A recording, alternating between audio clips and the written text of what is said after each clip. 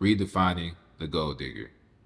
The term gold digger has been bastardized, misapplied, and remixed over the years, and the confusion has come from so many different angles. But one of the main ones is this game that people, I guess generally women, will play where they pretend that only rich men can be taken advantage of financially or ruined. This is simply not the case, and it's kind of silly that this even has to be contested. But look, I'm going to walk through a couple of concepts here, including but not limited to the real definition of gold digging, or at least my definition of it, and how it applies or is more applicable to the everyday guy.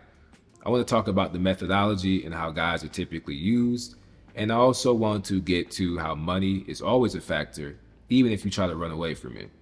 So, let me set the stage here.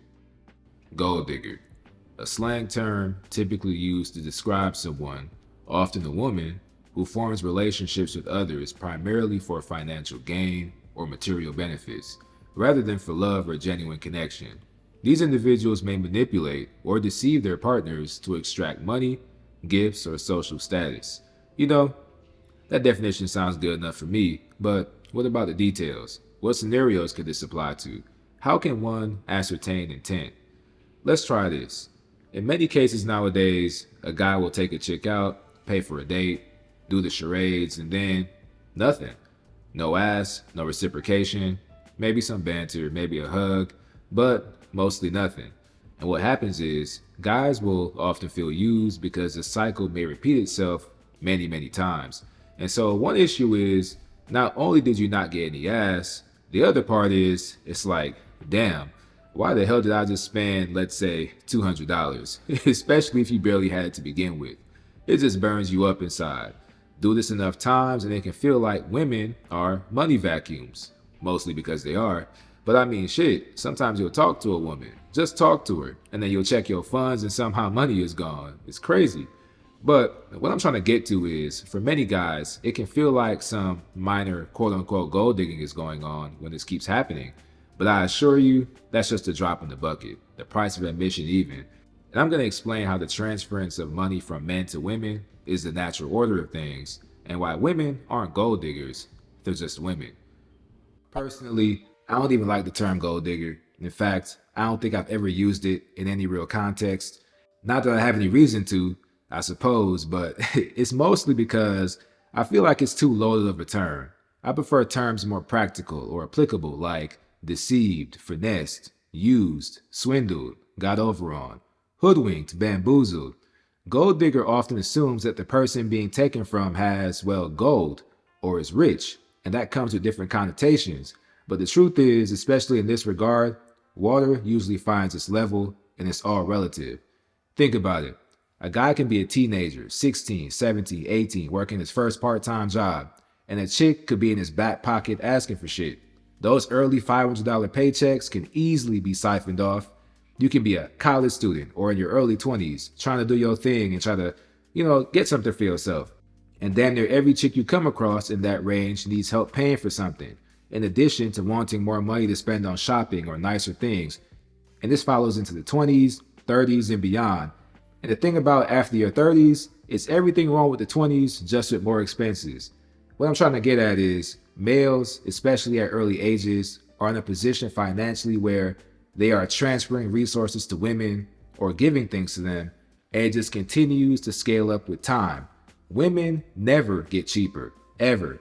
And ultimately, the gender roles are deployed very deceptively in this regard, where men are still providers, even though women have equal to, or many times even more, earning capabilities compared to the average man. So, if I had to describe the concept of gold digging in a more simple way, I guess you could say the gold digger nowadays isn't about just chasing rich or wealthy men necessarily. It's about winning on the margins with the average man. In general, women benefit far more financially from dating, relationships, marriage, and so on and so forth, despite the dubious claims otherwise. And the goal is to simply, again, win on the margins, while pretending that men are somehow benefiting more from relation to women. A woman's game could be as easily as following. Dating a man with money to spend, get him to pay for everything. Get as much as you can, as many trips, as many bags, as many luxurious stays, and try as hard as possible to get your name on something. And lastly, confirm that he actually has long money to blow, That way trapping him could have a payoff to it. The other question is, if you're dating a normal man, get him to pay for most things. Get him to pay for the big stuff. Save what you can. Always be probing for another man. Help out sometimes to give the illusion of equal input, and keep going until you get bored and then eventually leave. Easy money, simple stuff. So with that being said, I think most men need to upgrade their logic on what gold digging actually is, because gold digging is more about being opportunistic as opposed to being focused on the raw numbers. The nasty part is a lot of women will play a very manipulative numbers game on foolish men, saying things like, well, you only make XYZ, you only make 50K, ain't nobody gold digging that. And my logic is the raw number, again, is irrelevant. The issue is the allocation. If a guy makes, let's say, 50K a year, that's roughly about 3.5K a month after taxes. So if a chick can get you to spend, let's say, $500 to $1,000 a month on her, that's a win, especially if the woman in question is struggling herself. Something is better than nothing. Your so-called little $500 that you give to her is still a godsend when her account is being overdrafted, or her rent is late, or her car insurance is lapsing. Another easier analogy could be if person A has $0 and person B has 100, as long as person A can get something off of person B, that's a win. Another one could be if you have $1,000 and she has 500. In that scenario, she doesn't necessarily need your money, but it sure would be nice if you spent yours anyway, so she didn't have to spend hers. Personal finance is a whole topic within itself, but you should understand that 50K can be spent in many different ways, just depending on the individual. But especially, it's different because it's gender-based as well. For example, women generally spend more on personal maintenance than men do. Hair, nails, makeup, feminine products, decor, home decor, jewelry, purses, toiletries, lotions, all that. So when it comes to getting something from a man, she doesn't have to care how much you make or how much you're left with, as long as her rent gets paid, her bills get paid, as long as she gets nice stuff, as long as she ain't got to work for it. It's not always about getting the most, it's about getting the most of what they can get. Never get caught up in the raw numbers, because that's how they manipulate, lie, and deny it. There's guys out here right now, barely making it, helping a chick pay her bills, paying for her car repairs, or paying for her personal maintenance, and sweating like a motherfucker until the next paycheck. So most women, if asked, will still say, oh no, I've never gold dug off a dude. I don't ask for nothing. But the reason why is they equate gold digging to an elaborate scheme to trap or scam some rich guy. The average dude they manipulated out of a couple dollars is nothing to them. Or the guy that they suggested something to and they got help with, that doesn't count either. And it's funny because in the grand scheme of things, you cannot be a working class dude trying to play the money game or trying to blow money on women. That's the biggest foolery of them all. You just can't do it because you're going to lose in the long run. Couple reasons why. Number one, unless you're salaried, your income is tied directly to each hour you work, your labor, meaning you're literally sacrificing time, energy, and money to deal with them. Again, it's dudes out here handing away portions of their check just to make themselves look good. And number two, the reason why you shouldn't try to play the money game is, well, you can easily become outbid. Realistically, how long can you keep it up? Pause. There is no way you can be out here putting limited resources into two different pools, right? Paying your stuff and paying hers. Eventually, one is going to come up short. And if you work more often and you leave her unattended, that leads to idle hands on her end. And I'm telling you right now, it don't take long for a woman to put idle hands on something else. But yeah, man, when I was younger, in high school and fresh into college age, I wasn't making that much either. And I tried to do similar things. So I know what it's like and I know what it is. So when I see dudes buying phones or shoes or hair or makeup and spending and giving spending money and all these nice items and expensive dates and restaurants, these dudes are stretching all that money that they clocked in to get and barely had in the first place, just again to get some ass. But I guess maybe you want her heart or companionship to her or some other thing. But some don't even get that. That's just the nature of it. Counting pockets. One of my primary codes to follow is simple. Never let a woman count your pockets. Never tell a woman how much you got, how much you have, how much you make, none of that. nothing good can come from it. And if possible, you don't really want her knowing what you do for a living either. But again, that's not really a viable thing, I suppose.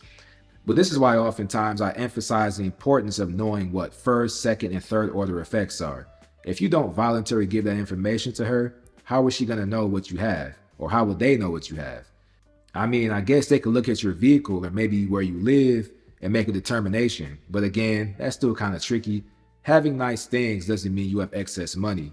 But if you have significant amounts of money, or what appears to be significant amounts, they're going to ask for it in some way, form, or fashion, because all women want money. All women care about money, and there are no exceptions. It just depends on where she needs it to go, how soon she wants it, and how she goes about getting it in general. You can even break it down into groups because there's levels to it, really. For example, some women have grabby hands. Give me this, give me that. So if they find out you got money to spend, now they want to go shopping, or they want to order things, or they want to go everywhere. Their main objective is getting the cash in hand real quick. They don't want to wait till payday. They want the money from you right now. This is why some demographics of women, specifically this type, will often deal with men in alternative career paths like dope boys or scammers, things of that nature, because it's fast money. But that's just one category, right? Other women are different. They find out you have money and they're not going to be as direct about it. It'll be like, why aren't we traveling enough? Why don't we go out more often? Why don't we try this or that? Why don't we do this together, right? That costs money too, even though they're not saying it directly. They want the money to be doing things with it. Their methods come more in the form of suggestions, suggesting things to do or places to go or things to buy. For these types, they want the money to be spent on them, and it feels insulting to them when the man isn't doing so, right? Then we have another type. You can call these the long game players, and they don't really need the cash in hand right away, but it's like a combination of the second type where they want big things, cars, remodels, houses, names on documents, deeds, titles, babies, weddings. They want money in the form of current and future security. In other terms, they're trying to attach themselves to the money. So hopefully I'm making sense here. Some will take from you. Some want to use your money instead of theirs. Some want you to spend your money on them. And some want you to spend their money with them. And then also we have the ones that want you to invest or facilitate things for them that they want. Very wide spectrum here. But ultimately, at the end of the day, every woman has to take what she can get or get in where she fits in. So that might involve getting a man who works 2 to 3 jobs so she doesn't have to work one. Or others who will shack up with a dude they find completely unattractive if it means the bills get paid. In their mind, it's like, I love you so much for being a pack mule. Thank you for making my life easier. But yeah, it's all in play. When it comes to females, it's pay or GTFO. It's just a matter of how long, and when. So again, you gotta evolve your understanding of the game, and you can't mistake the forest for the trees. Pay, but never give cash. And speaking of money, after all of that, one thing I also want to say is, if possible, never hand a woman straight cash in hand. Very dangerous game to play. If a woman wants help, either take her to the place and pay for it, or pay for the service or item directly. For example, if it's a mechanic, pay the mechanic directly. If it's rent, pay through the online portal or go to the leasing office. Do not give them straight cash. You don't know what the hell she's using it for, and you know how much they love lying too.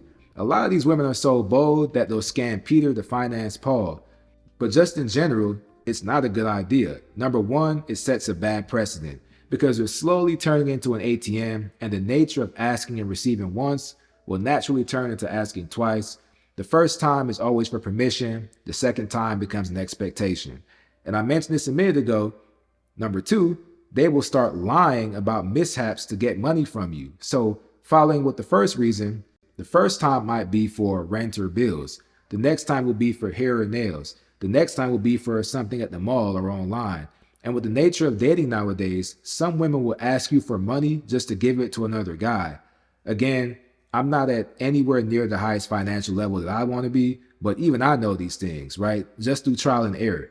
And also because I've seen many victims over the years. You should never really give a woman a chance to count your pockets. And that's just the way I see it. Now, obviously, for those who believe in unwavering love and trust and transparency and all that good stuff, you're more than welcome to think and move differently. But yeah, let me tell you something. Any woman who claims to want nothing from a man is lying. The evolution of this nowadays is this special form of, I guess you could call it gaslighting that women do. It's where they basically say, I could have bought it myself, or I can afford that myself.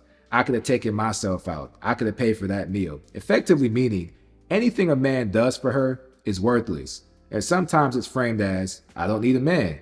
Again, this is how they cross both lines and double dip. It's a deliberately manipulative way of devaluing whatever they get by claiming they didn't need you to get it. But in actual practice, that's not the point.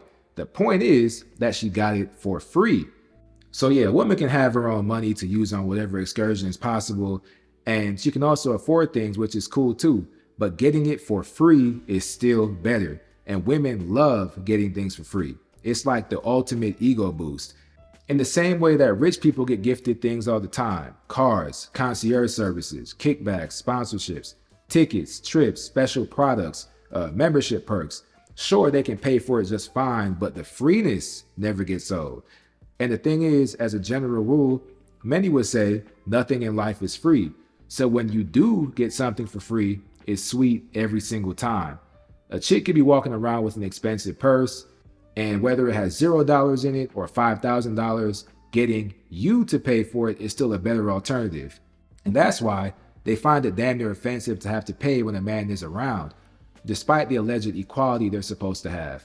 It's like they want to say but won't say it, that paying for things is masculine unless it's shopping at the mall or on Shein or Fashion Nova or Amazon.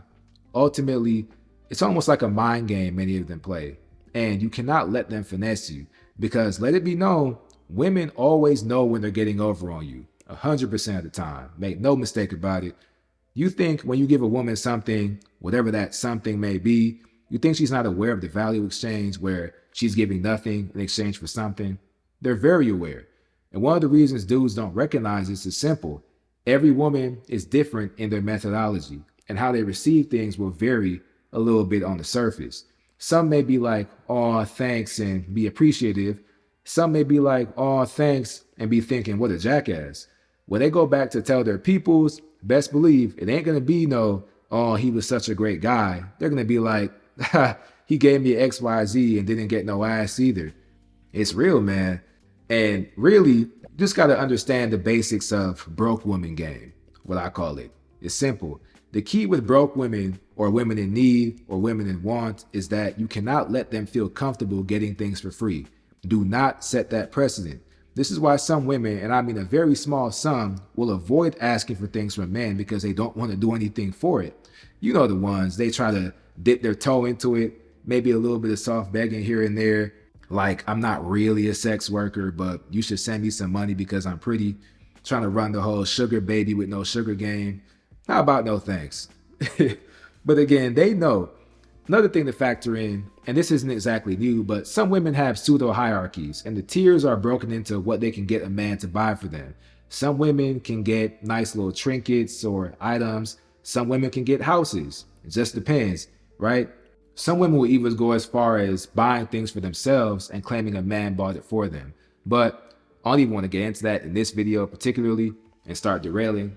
So yeah, they know. Now, let's get into this, because let's get one thing straight.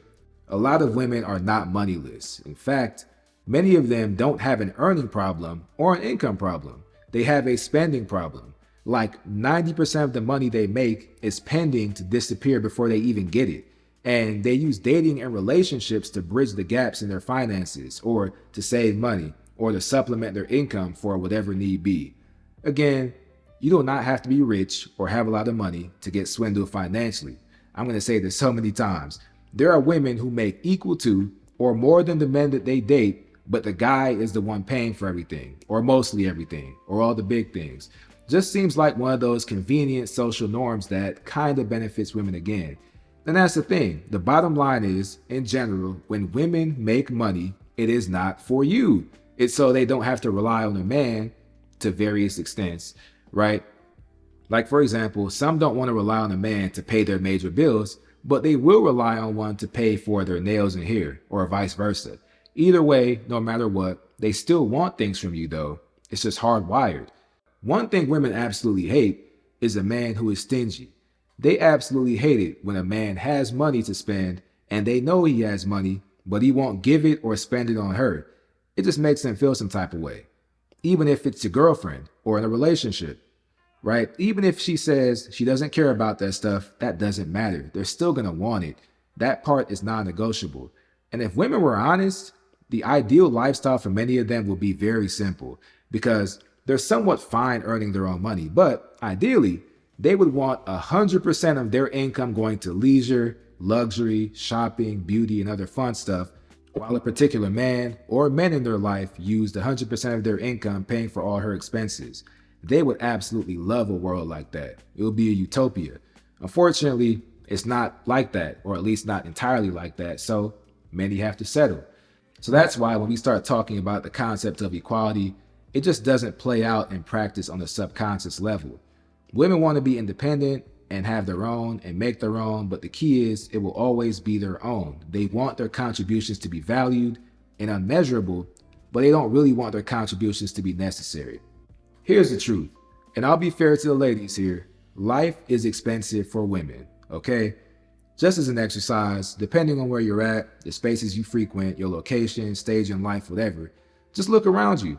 Let's try the workplace, for example. I'm sure you have female coworkers, right? And more than likely, y'all make around similar amounts of money, or I guess if there's more departments, it varies, but whatever, okay? Look at her hair, look at her nails, look at their lashes, look at their skin. You see how good she looks, right? Go to her Instagram, her Snapchat, look at her trips, her highlights, her stories, look at the jewelry. And these are just the females that you probably work with. Case in point, women spend so much damn money. And something guys don't understand is a woman who actually tries to put herself together can make any amount of money and still make it look good. And again, I'm just being fair here. I mean, look at how expensive it is. Their wax appointments, the yoga studio, Pilates class, the upgraded phones, new hair every week, the spa, the masseuse, the traveling, you name it. You can even get into the cars that they drive and the transportation that a lot of them take. Many women don't want to drive an old vehicle or a piece of shit, and many can't handle a project vehicle on their own. Because why? Because besides the aesthetics, they can break down often, and if it becomes undrivable, they don't really know what to do with it or how to fix it. That's why women are so easily susceptible to spending a lot on car repairs, because they don't know that an air filter shouldn't cost $200 to change. But as a result of all these things I just named, if they want to avoid most of the hazards and the mishaps with vehicles, they have to drive a relatively newer vehicle, which means a higher car note and insurance, which is also an extra bill, especially because usually they go for the cutest cars or the best aesthetics or the most popular brands, and so that drives up their overhead too. So with all these factors like that, it's no surprise that they legit cannot escape spending money. Just another thing that's hardwired, I guess. They are massive consumers. So naturally, their spending problems can only be overcome in a few ways. Number one, working more often or having a better paying position. Number two, spending beyond their means through loans and credit cards and such things. Number three, getting help from their quote unquote support system, which many times is through men from dating and other adjacent activities. Or sometimes maybe it's a combination of the three, who knows? And let's be real, if they have the option, which one do you think they're gonna do? Which one is the easiest? Okay, now imagine if she's really attractive. Now which one?